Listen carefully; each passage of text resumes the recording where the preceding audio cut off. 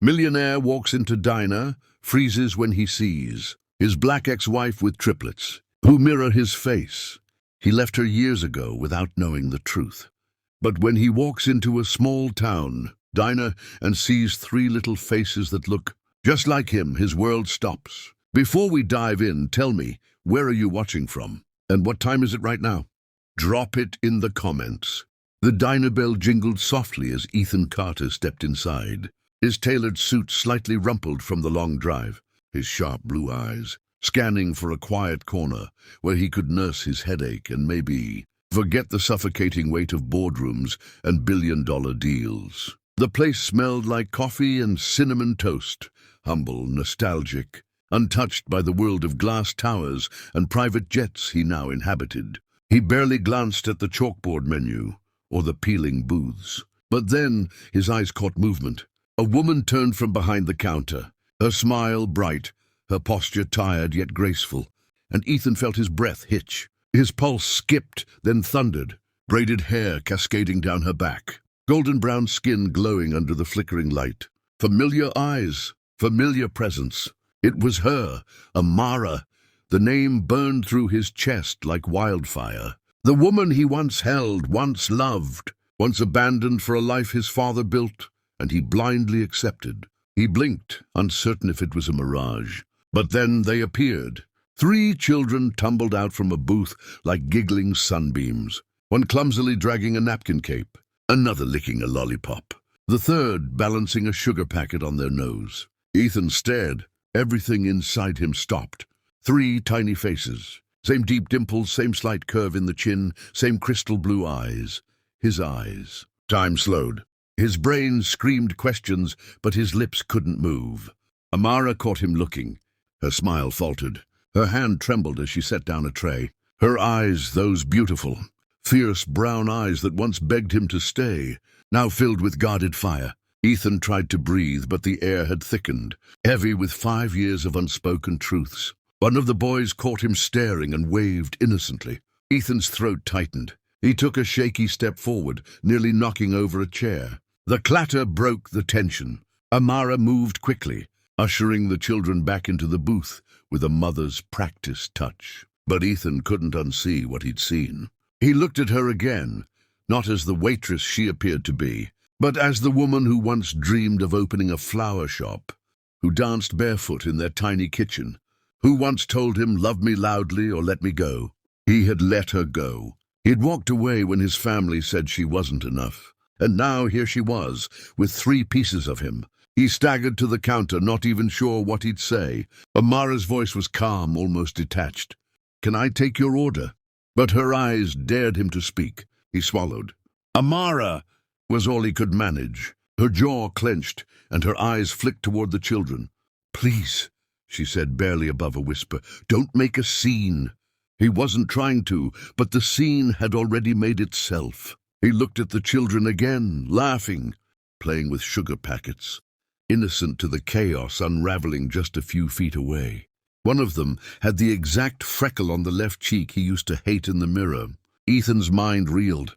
Had she been pregnant when she left? Did she try to tell him? Did he ever give her a chance? He remembered the night he left, how she stood in the rain, crying, begging him not to listen to his father's threats, how he'd hardened his heart and climbed into that black car, thinking money could fill the ache she left behind. But it hadn't, and now, standing in that faded diner, surrounded by checkered floors and clinking coffee cups, everything he had lost stared him in the face, smiling in triplicate, 1,000 emotions tangled in his chest.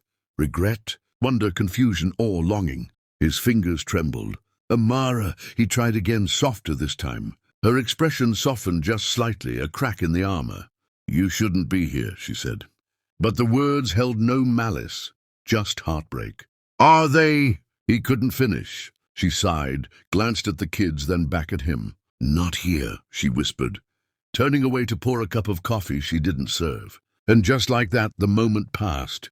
But Ethan knew nothing in his life would ever be the same again. The triplets, unaware of the storm they'd just unleashed, clinked their plastic cups together and laughed as if the universe hadn't just exploded in the space between one booth and the front door. Ethan stood frozen, one foot in the past, the other in a terrifying, beautiful, uncertain future. Ethan remained frozen long after Amara turned away, watching her pretend to focus on empty tasks behind the counter, while his world unraveled silently at the center of a rundown diner. Every second felt like a pin stabbing his chest as he tried to process what his eyes had already screamed. Those children weren't just similar to him, they were a part of him. When the last customer left and the hum of conversations faded into silence, Ethan stood outside near her rusted car, cold wind ruffling his coat while streetlights flickered overhead. Amara emerged minutes later, tying her apron into her bag. Unaware, he waited in the shadows until she looked up and flinched. Her hand instinctively clutched her keys like armor. "We need to talk," Ethan said, his voice lower now, not demanding but desperate. Her shoulders tensed, but she didn't walk away. "Are they mine?" he asked, the question dragging across his throat like broken glass. Amara inhaled sharply, pain flickering across her features like lightning. She didn't answer immediately. Instead, she stared at the ground as though it might swallow her and her truth. The seconds between them stretched long and loud. Finally, she raised her eyes, and they met his. "You left," she said slowly, voice trembling but steady enough to cut. "Before I could tell you." Ethan blinked, stunned by the simplicity of her confession and the enormity of its weight.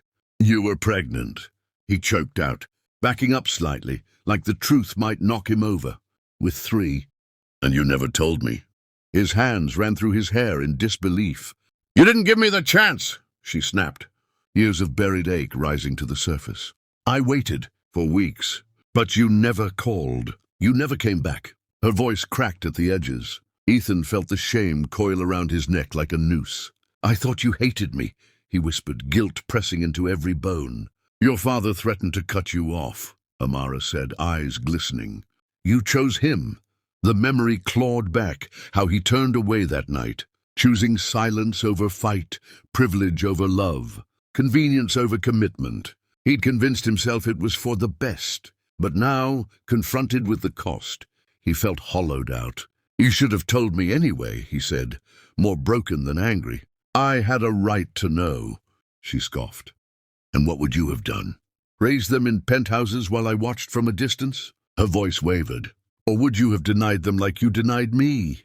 Ethan took a step closer, his voice quieter now, almost fragile. "I would have done better. If I knew." Her laugh was bitter and soft. "I didn't want better out of obligation. I wanted you to fight for us before you even knew about them." Ethan didn't respond. He couldn't. The guilt was too raw, too jagged. He stared at her, noticing for the first time how exhaustion had shaped the corners of her eyes, how strength sat heavy on her shoulders, like armor forged through sleepless nights and scraped knees. "What are their names?" he asked finally, like a child asking to know his own story. Amara hesitated, then said softly, "Noah, Elias, and Ava." His chest tightened. 3 names, 3 lives, 3 birthdays he missed, 3 first words, 3 first steps. "Do they know about me?" he asked. "Only that their father left before they were born," she said, and the words landed like punches to his ribs. "I never spoke your name. I didn't want them to carry resentment." Ethan wiped a hand down his face, tears welling up, uninvited but unstoppable. "I want to know them," he said, voice cracking. "You don't get to just want that now," she replied, folding her arms, not with cruelty, but with guarded pain. "Where were you when I couldn't afford diapers? When Ava had pneumonia and I sat awake all night praying she'd breathe through the morning? When Noah cried at school because he didn't have a dad to draw for Father's Day?" Ethan crumbled under the weight of each question. "Let me make it right," he begged. "Let me try." Amara's silence stretched again, long and uncertain. "They're not toys you can visit when it suits you," she whispered. "They're human. They're mine." He nodded slowly, ashamed but determined. "I know, and I'm not here for an apology. I'm here to fight this time." Her face softened for a moment, almost imperceptibly, before she turned away and opened her car door. "We'll see," she murmured, sliding in. As she drove away, tail lights disappearing into the night, Ethan stood alone on the cracked pavement, clutching the names of his children like a lifeline, not knowing if he was at the start of redemption or the beginning of a storm he wasn't ready to weather. Ethan didn't sleep that night. He sat in his luxury rental car just outside the diner, the heat running low, headlights dimmed, heart unraveling. The silence inside him roared louder than traffic. He had stood on billion-dollar boardroom floors, signed contracts that shaped cities, faced Wall Street, wolves, but nothing in his world had ever left him, so shaken as hearing the names of the children he never knew existed. His mind pulled him backward, uninvited, into memories so vivid they played like films on the fogged glass of the windshield. He remembered the first time he saw Amara, her laughter filling the air at a college campus cafe, her fingers tracing poetry into the margins of a book he couldn't name, her eyes burning with fire and dreams. She wasn't like the women his parents paraded in front of him. Amara wasn't trying to climb anyone's ladder. She stood on her own. She challenged him. She saw through his privilege. Their love had been wild, electric, terrifying in its honesty. He married her after 6 months, spontaneous, barefoot vows under a willow tree, just the two of them and the moon as witness. For a while, they lived in bliss, a tiny apartment with creaky floors, thrifted furniture, and nights filled with dancing to no music. But it didn't take long before Ethan's powerful family started circling like sharks. His father, a steel-spined mogul, sneered at Amara's humble roots, her skin, her independence. "She's not your future," he had said coldly. "She's your distraction." Ethan pushed back at first, but every choice came with a cost. Bank accounts froze, board seats slipped away. Threats were made, not just against his inheritance, but against her dignity. It became unbearable. Amara watched him change, watched the fire in him dim with each dinner he tolerated, each lie he told to make them fit. One night she asked him point blank, "Are you still mine?" And his silence shattered something between them. A week later, Ethan chose his legacy and walked away from the woman who gave him his soul. He convinced himself it was temporary, that maybe one day he could make it right. But time passed and silence grew. What he didn't know, what no one told him, was that Amara had been standing in their old apartment bathroom the night after he left, holding a pregnancy test in her shaking hand, staring at 3 positive lines that changed everything. She'd whispered, "I'll protect you," to her unborn children, and from that moment on, survival became her anthem. She didn't chase him, didn't call. Pride wouldn't let her. She started waiting tables, skipped meals so her babies could eat, learned how to braid tiny curls with one hand while balancing bills in the other. Nights were long. Illnesses came. There were days she cried into her pillow, when all 3 were sick and she couldn't afford medicine. But through every storm, she kept going. Her children never felt unloved. She raised them to believe strength came from within, not from wealth. And now, 5 years later, Ethan sat in silence, staring at a diner's neon sign and realizing what his selfishness had cost. Not just missed birthdays or bedtime stories, but their first steps, their first words, the chance to be the first man they ever trusted. He'd been absent not by fate, but by cowardice. His father had died 2 years ago. The empire was his now. But what did it matter? All the money, all the accolades, meant nothing when 3 strangers carried his blood and didn't even know his name. He clenched the steering wheel, jaw tight, eyes glassy. He had been a boy pretending to be a man when he let her go. But now he was ready to fight. Not for ego, not for image, but for the family he never knew he had. He would not be a ghost in their childhood. He would not be a shadow in their future. He wasn't sure if Amara would ever trust him again. But for the first time in years, he knew exactly who he wanted to be, not a billionaire, not a legacy heir, but a father. And maybe, if there was even a sliver of hope, the man she once believed in. The next morning, Ethan returned to the diner before the sun had fully stretched across the sky, clutching a small box wrapped in comic book paper and his heart beating louder than reason. Amara eyed him with cautious restraint as she took orders, while the triplets sat in their usual booth, eating pancakes and arguing about whose syrup puddle was bigger. Ethan approached slowly, crouching beside them like a man trying to remember how to speak in a language he'd never learned.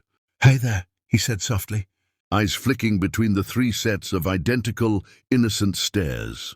"I'm Ethan."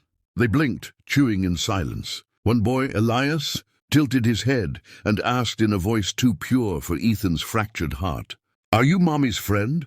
The words hit harder than a lawsuit, and Ethan felt something collapse inside him. "I'd like to be," he whispered truthfully. The children offered no judgment, just mild curiosity. That afternoon he returned again, this time with a stack of picture books, a toy dinosaur, and a small cup of strawberry ice cream with rainbow sprinkles. By the end of the week, he'd memorized all their names and the stories behind each birthmark. Noah loved space. Ava wanted to be a chef. Elias told knock-knock jokes that rarely made sense but left everyone laughing. Ethan read to them during lunch breaks and helped them color during slow shifts. He started leaving handwritten notes with silly doodles. The ice between them didn't shatter. It melted slowly, shyly. Amara watched from a distance, always silent, never interfering. She didn't say thank you, didn't scold him, didn't let her walls fall, but she noticed. She noticed the way Ava leaned into him when he spoke, the way Noah offered him a crayon, the way Elias made space beside him in the booth. It wasn't forgiveness, but it was a beginning. Ethan didn't push. He just kept showing up. One day, Amara found a carefully folded paper beneath the sugar jar. Noah had drawn a picture of their family, stick figures holding hands, with Ethan in the middle, labeled "New Daddy Maybe." It took everything in her not to cry right there. But hope, like spring, was delicate. And just as warmth returned to the edges of her heart, the past stormed through the diner door in 4-inch heels and Chanel perfume. "Ethan."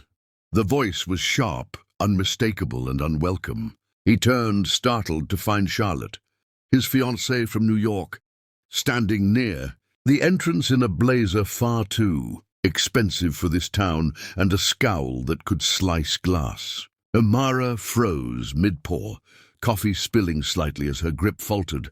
The children paused too, sensing the shift in the air. Charlotte marched toward him, ignoring the surroundings, her voice tight with disbelief. "What is this place? And who are these children?" Ethan stood slowly, guilt flushing across his face. "Not now," he muttered, voice low. "Not here." But Charlotte didn't lower hers. "I've been calling you for days. You disappear, and I find you playing daddy in some greasy spoon." Her words stabbed the fragile progress he'd made. The triplets stared wide-eyed. Ava clutched her spoon tighter. Amara stepped forward, calm but steely. "We don't allow drama at the diner," she said flatly, but inside her heart dropped. Charlotte turned to her, face curling. "And you must be the reason he's hiding."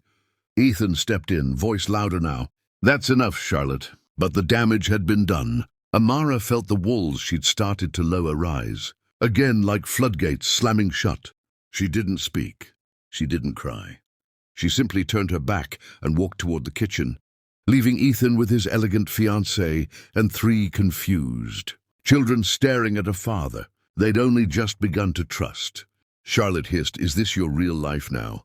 Pancakes and bastards?" Ethan's eyes went cold. "Leave," he said, voice shaking, not from fear but fury. "You don't speak about them like that, ever." For once, Charlotte saw something in him that money hadn't bought, a conviction. She scoffed and walked out, heels clicking like gunshots. The door closed. Silence returned, but it wasn't peaceful. It was wounded. Ethan looked around, then down at the picture Noah had drawn, still sitting on the table, now wrinkled at the edges. The children had gone quiet. They didn't understand everything, but they understood enough to know something had shifted. Ethan stood alone again, a man who had come to find redemption, only to realize that even new beginnings could be fragile and forgiveness had to be earned, not expected. He whispered their names under his breath, like a prayer, and watched Amara's back disappear behind the kitchen door, knowing this time words wouldn't save him. Only actions could. The kitchen door slammed behind Amara, but Ethan didn't follow, not right away. He stood in the echo of Charlotte's words, the picture Noah had drawn still trembling in his fingers, the weight of shame pressing down harder than any business loss he'd ever known. The triplets had returned to their meal, but the joy was gone from their eyes. That night, after closing, Amara finally faced him outside the diner beneath, the rust-stained porch light, her arms crossed not for warmth but for armor. Her voice was low but sharp. "Why are you here, Ethan? To play dad for a week? To soothe your conscience and then disappear again into your high-rise world?" Her words struck deep, not with hatred but with hurt so old it had grown roots. Ethan exhaled slowly, the cold air catching in his lungs like barbed wire. "I didn't come here to fix my guilt," he said, voice raw. "I came here because I've never stopped loving you. Not for a day." Amara's face didn't change, but her breath hitched just slightly. "Love?" she echoed, not as a question but a challenge. "You left love in the rain 5 years ago without even asking if it could survive." Ethan took a step closer. "I was scared. I was stupid. I let my father manipulate me, and I've lived with that mistake every day since." She shook her head. "No, you lived comfortably. I lived with 3 mouths to feed and no father to call when things got hard." The silence that followed was thick with memory. Ethan's voice cracked. "I missed their first laugh, their first words. I missed being the one they ran to when they were scared. But I'm here now. I'm not asking you to pretend the past didn't happen. I'm just asking for a chance to be present." Amara's jaw tightened, her hands trembling slightly. "You don't just walk back in because it's convenient." He nodded, tears filling his eyes. "I know, I'll earn it. All of it, one moment at a time." Her gaze lingered on him as if searching for cracks. "You think showing up with ice cream and storybooks makes you a father?" He shook his head. "No, but staying does. Fighting does. Not running when it's uncomfortable. That's what I'm offering." Before she could answer, his phone buzzed.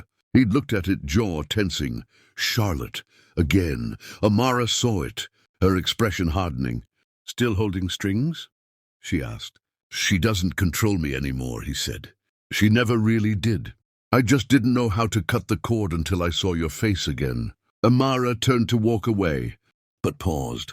"Then prove it. Not to me, to them." The next morning, he woke to a final message from Charlotte. "You have until noon. Walk away from this town, or I walk away from you." It should have been hard, but it wasn't.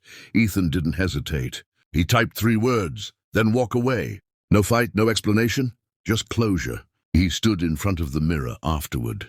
The same mirror that had once reflected empty ambition, now reflecting a man who had something real to fight for. He drove to the diner without flowers, without fanfare, just with steady resolve and a heart that finally beat without pretense. Amara met him at the door. "She's gone?" she asked. He nodded. "And I didn't even look back." She blinked, surprise softening her edges. "Why now?" she whispered. He looked at her, not as a millionaire or a man haunted by regret, but as a father, a man trying to rebuild from the rubble he caused. "Because for the first time in my life, I'm choosing love without fear." Amara didn't smile, but she didn't turn him away either. She stepped aside, leaving the door open just wide enough for possibility to walk through. And for the first time in years, Ethan stepped inside, not as the man who left, but as the man trying to come home. The door creaked as Ethan stepped inside Amara's modest home for the first time, not as a guest or a memory, but as a man chasing redemption. Rain dripping from his soaked hair onto the worn welcome mat. A small green dinosaur clutched in his hand, like a peace offering too small for the weight it carried. His coat was drenched, his lips trembling, not from the cold, but from the moment's magnitude. Amara stood just inside, her arms crossed, her posture uncertain, not in fear but in protection, as though she wasn't quite ready to trust that the man before her wouldn't vanish again. Ethan held the toy between them and said, voice barely above the patter of storm against window glass, "I didn't come to play dad. I came to be one." The silence that followed was thick with the ghosts of yesterdays they never got to share. But Amara stepped aside, allowing him in, not into just the house, but into the fragile world she had built piece by piece without him. "Don't mistake this for forgiveness," she said as she closed the door behind him. "Love is earned, not remembered." He nodded, understanding the gravity of her words. knowing this wasn't a fairy tale re-entry but the beginning of a long and humbling journey. The first few days were quiet, tense but strangely hopeful. Ethan helped pack school lunches. Learning Ava preferred her sandwiches crustless, Elias hated strawberries, and Noah insisted on drawing smiley faces on napkins for his siblings. He didn't try to win them with grand gestures, just small, steady ones. He helped with homework even when he barely understood second-grade math. He showed up at parent-teacher meetings Amara had always walked into alone. He washed dishes after dinner and listened when Elias cried over a lost toy like it was the end of the world. There were awkward moments, like when Ava accidentally called him Mr. Ethan and then went silent, unsure of what to say next. Or when Noah asked why he never came to their birthday parties. Ethan never lied. He told them the truth in pieces, in words simple enough for their age, but heavy enough for their hearts. "I made a mistake," he told them one night before bed, his voice catching. "But I'm here now, and I'm not leaving again." Slowly, almost cautiously, the children responded. Ava slipped her hand into his during a walk to the park. Elias laughed louder when Ethan was near. Noah began asking him to tuck him in, and then one rainy afternoon, after a muddy soccer game and 3 cups of hot cocoa, Elias looked up and whispered, "Dad, can we build a rocket ship today?" The word "Dad" landed like a miracle on Ethan's chest. He blinked back tears, nodding, afraid to speak and ruin the moment. Amara saw it from the kitchen, her back against the doorway, her heart thudding like a drum of quiet ache and guarded wonder.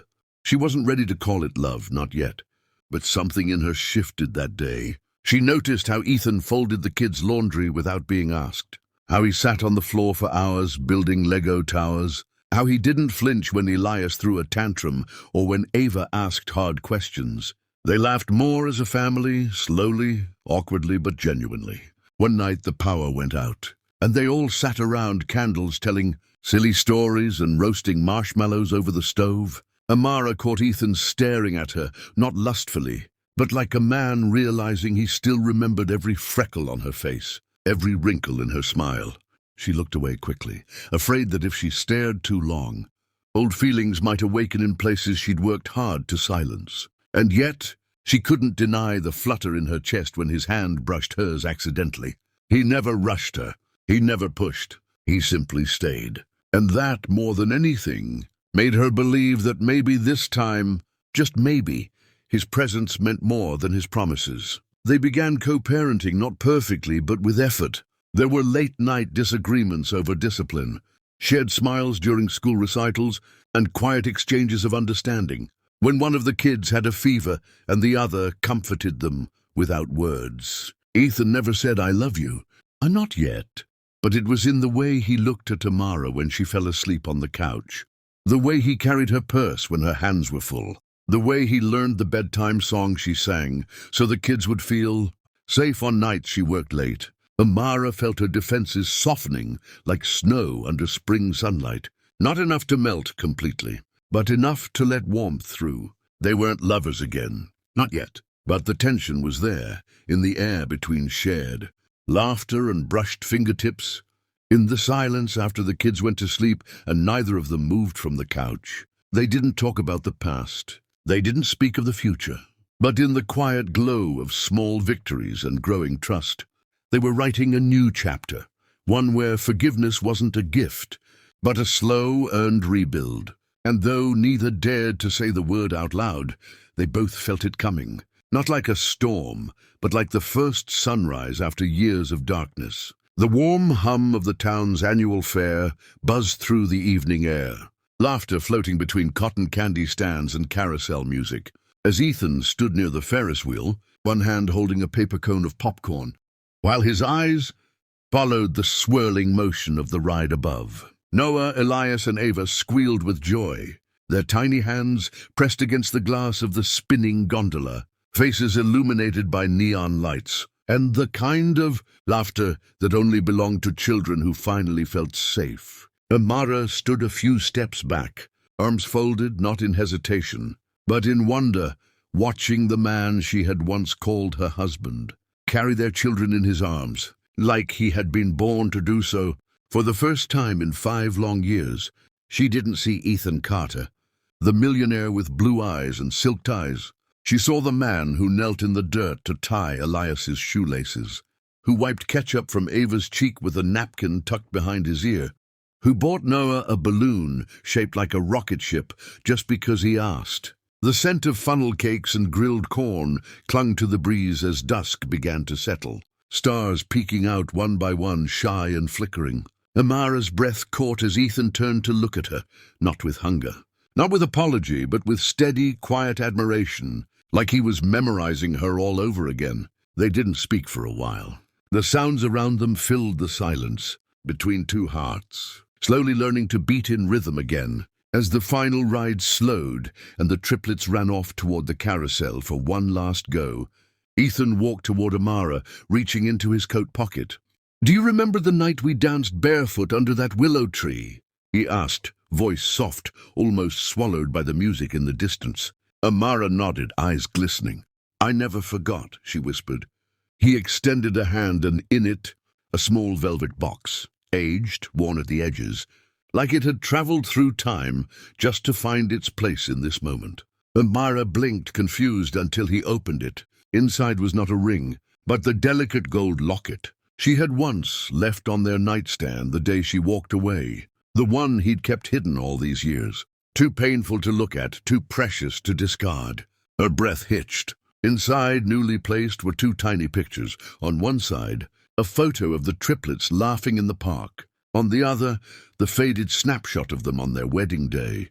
Wind in her braids, mischief in his smile. Ethan dropped to one knee, not with a ring or rehearsed words, but with trembling hope in his eyes. "I'm not asking you to marry me tonight," he said, voice rough and vulnerable. "I'm just asking you to try again with all 5 of us. No more leaving, no more silence. Just try again." The world seemed to pause. The flashing lights dimmed around them. Amara stared at the box, then at Ethan, then toward the carousel, where their children spun in laughter. Her heart clenched, not with fear, but with the overwhelming ache of healing. This wasn't the same man she had once loved. This was someone forged through failure, softened by fatherhood, humbled by time. She dropped to her knees before him, hands cupping his face. "I never stopped loving you," she whispered, tears slipping freely. "But I couldn't raise hope alone." Ethan nodded, his forehead pressed to hers. "You won't have to." The kiss was slow, tender, not rushed like the first time, but wiser, deeper, steeped in everything they had lost and everything they were about to reclaim. Around them the sky erupted in fireworks, painting the night in crimson and gold, but neither noticed. The triplets saw them and ran over, arms thrown around their legs in a tangle of joy. "Are we a real family now?" Ava asked, blinking up with wide eyes. Ethan looked to Amara, who nodded, smiling through tears. "We always were," she said. "We just had to find our way back."